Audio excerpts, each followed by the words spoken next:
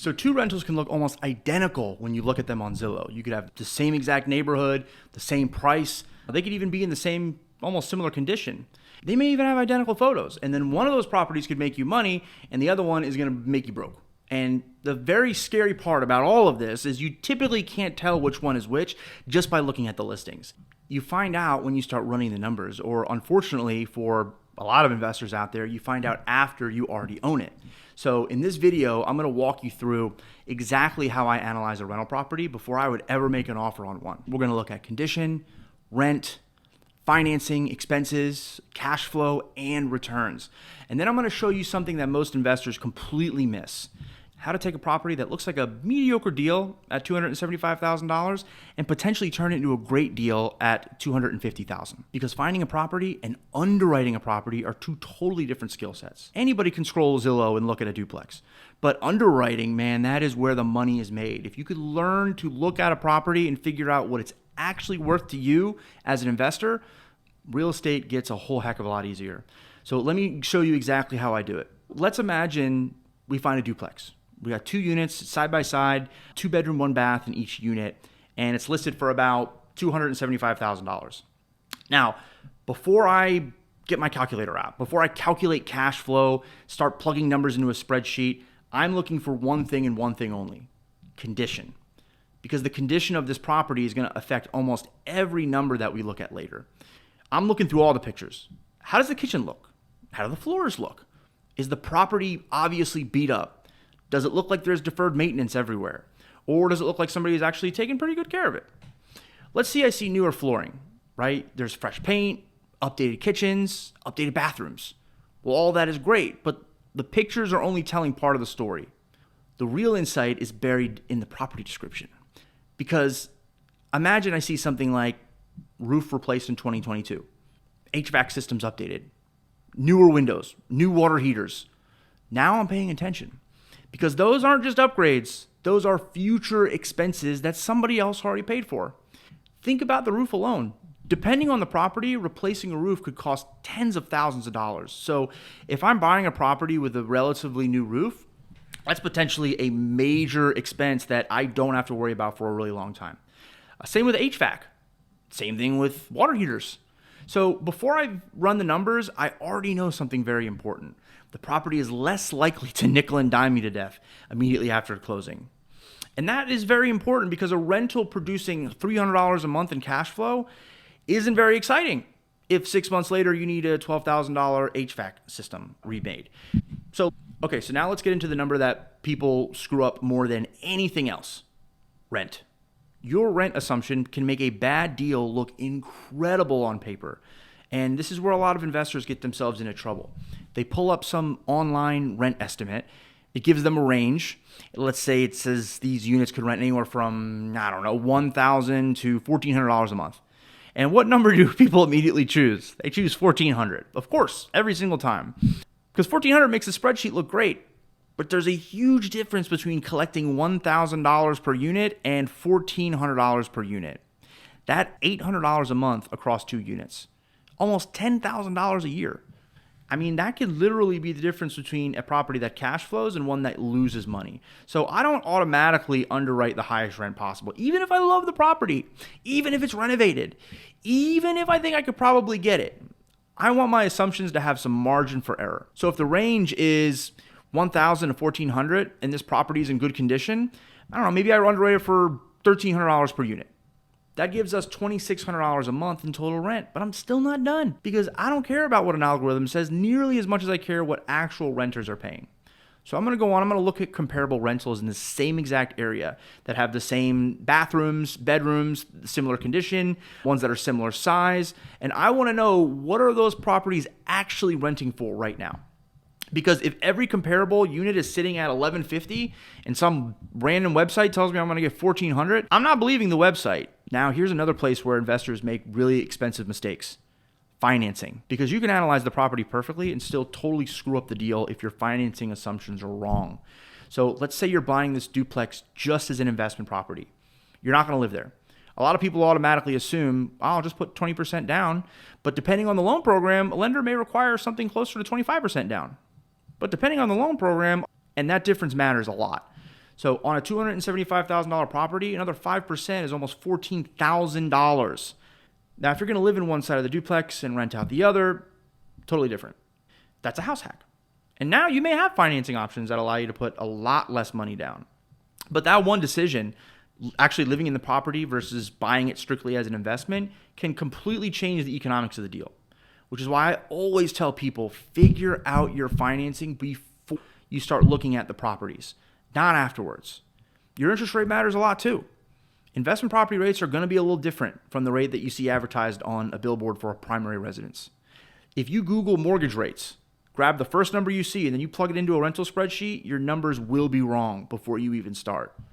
And here's where things get a little interesting too, because there's another lever we can pull. Seller paid rate buydowns. So check this out. Instead of negotiating only on purchase price, you may be able to negotiate for the seller to contribute money towards lowering your interest rate. Builders do this stuff all the time. Individual sellers can do it too, and depending on the deal, a lower interest rate can sometimes improve your monthly cash flow more than negotiating another, few $1,000s off the purchase price. That's why I don't always ask, how low can we get the seller on price? I ask, where does the seller's money help us the most? Does it help us with closing costs, purchase price, rate buydowns? Those are all very different negotiations, and you need to run the numbers before deciding. All right, so now we've handled the property, we've handled the rent, we've handled the financing. Now we're going to get to the part that separates somebody buying an investment from somebody buying themselves a massive headache in the future: expenses. So expenses basically fall into two categories: the expenses you know that are coming, and the expenses you know are coming, but you have absolutely no idea when. The first category is easy, right? Property taxes, insurance, property management, HOA dues. If there is one, those are pretty straightforward. Property taxes are public record, and you can get an insurance quote pretty easily. And if you're using a property manager, I don't know, maybe you're paying somewhere around 8% of the rent. Depending on the company and the market, that is easy. The second category, though, man, that's where people get into trouble. Repairs, vacancy, capital expenditures, because those expenses don't conveniently come up every month. And that tricks a lot of people into pretending that they don't exist. The water heater isn't broken today. Well, that's great. That doesn't mean you'll never replace one, right? The HVAC system is running today. Fantastic. That does not mean it's going to last forever. And your tenant is paying rent today. It doesn't mean that the property will never sit vacant. So instead of waiting for those things to happen, I account for them every month. For example, on a property in good condition, maybe I reserve around 5% for maintenance and repairs. Another 5% for future expenses like roof, HVAC, water heaters, stuff like that. And maybe around 4% for vacancy. Those percentages can change depending on the property and the market, of course, but the principle is what matters. Assume things will go wrong, because eventually they will. And if the deal still works when your numbers are conservative, okay, now I am interested. Man, I'd much rather buy a property that looks average using pessimistic assumptions than buy something that only looks amazing if absolutely everything goes perfectly. Now let's talk about the three numbers that I truly care about. Number one, cash on cash return. That is, how much am I making every year compared to how much cash I invested. Let's say I put $75,000 into the deal between my down payment, closing costs, and everything else. And after paying every expense, I make about $3,000 in cash flow for the year. That's roughly a 4% cash on cash return. And this is where real estate investors love to fight with each other. One person says, I won't buy anything under 8%. Another person says, I won't buy anything under 10%. And then some other random person says they need 12. I look at it very differently. I want to know, what are my alternatives? Because if I could earn 4% somewhere else without doing anything, why would I buy a property that requires tenants, insurance, maintenance, management, and all that other stuff just to earn 4%? Fair question, but remember, real estate also has benefits. These benefits you don't see inside that cash flow percentage. Your tenant is paying down your loan. Your property will eventually appreciate. There can be a lot of tax advantages. You may be able to increase rents over time. You may be able to improve the property and force appreciation. So a 4% cash on cash return in real estate isn't necessarily the same thing as a simple 4% yield somewhere else. Cash flow is only one piece, which brings me to number two, your total long-term return. All right, now I'm zooming out. Cash flow, principal pay down, potential appreciation, tax benefits, value add opportunities, everything And now I'm asking, okay, is this actually a good place to put my money? Because real estate requires work. If another investment can reasonably produce a similar return with dramatically less effort, then I need a pretty good reason to own the rental property. So I want the total return potential to justify the additional work and risk. And then we get to number 3. And this might actually be the most important one of this entire video. You are not stuck with the listing price. All right, remember that duplex example from earlier? $275,000 asking price, right?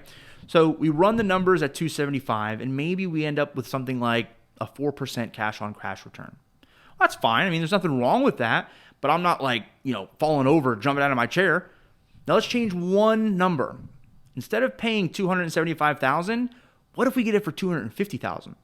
All of a sudden your down payment changes, your loan amount changes, your monthly payment changes, your return changes, right? And maybe that 4% return moves closer to a 6%. Okay, now I'm really paying attention.